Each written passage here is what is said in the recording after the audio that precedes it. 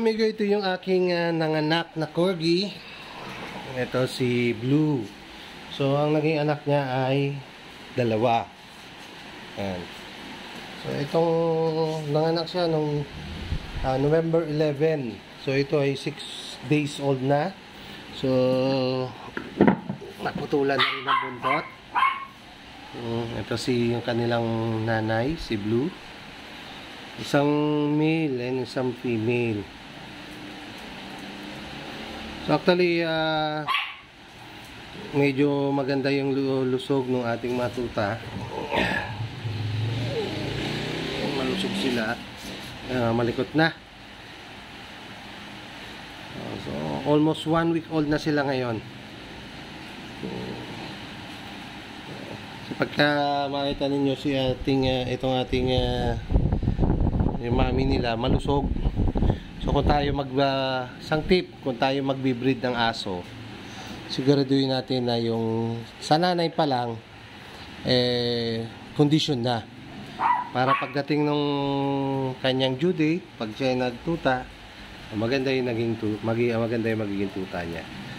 So ito dalawa, yung nakaraan kasing anak niya nasa 4 yung naging tuta niya, ngayon dalawa. So ayan parang hindi siya nanganak, masigla pa rin. So ito na may mga Pomeranian natin. Ayan, yun yung male natin, si Uno. So kakatreat lang natin sa kanila nung sa tick, kasi nagkaroon ng peste rito, infestation ng tick dahil maraming askan. So natanggal naman natin. Ito naman si Dali. Dali. Si Dali, si Sophie. At yun yung tatay ng puppy natin. Yan si Basti. So si Basti kasi hindi namin pinakakawalan kasi medyo siya irritable pagka kalimawa ito ibang aso. Pag ito umangil, pinapatulan niya. Ito naman si medyo si Sophie, recovery pa lang sa kanyang nakaraang pagkaanak.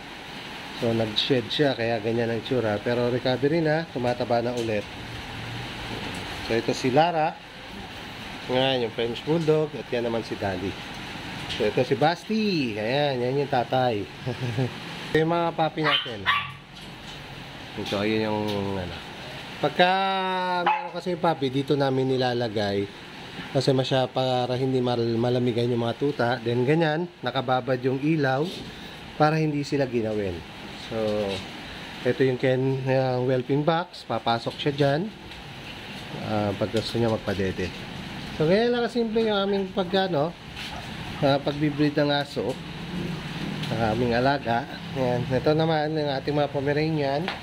So inaantay lang natin mag-hit si Snow. So ang kakasa sa kanya, itong si Uno.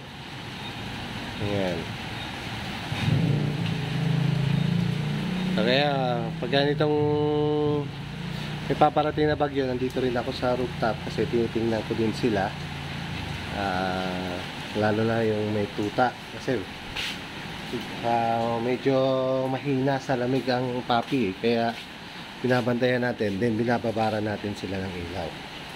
So mga amigo, kung meron kayong question regarding sa pagbibreed ng aso, just comment below, tanong nyo, lagyan nyo lang yung katanungan at sasagutin natin yan dun sa na-experience natin. True experience po yung magiging sagot ko sa inyo. Hindi naman yung parang hula-hula lang. Kung paano yung ginagawa naming practice sa aming mga alaga. So dati ito, punong-puno ito ng chihuahua. Medyo nagbawas ako ng chihuahua. Ngayon, nag-concentrate tayo sa corgi. Pero meron pa rin tayong chihuahua. Dalawa yung nasa baba. Dalawa yun nandoon ngayon sa bahay ng anak ko. At pregnant na yung si Chuchay. Yun ang tinira ko, si Chuchay. Saka si Dagul. So baka wait nyo lang po yun. Ayan. Trish!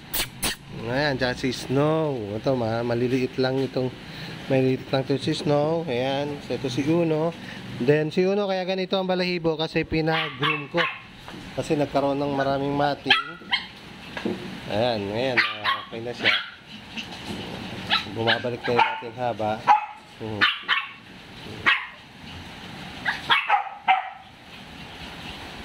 Ayan, so comment below lang kung meron kayong gustong, may mga inquiries kayo, sasagutin natin yan.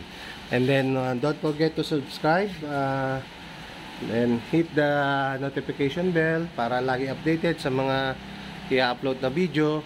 And then like and share, pakisuyo mga amigo. So see you on my next video mga amigo.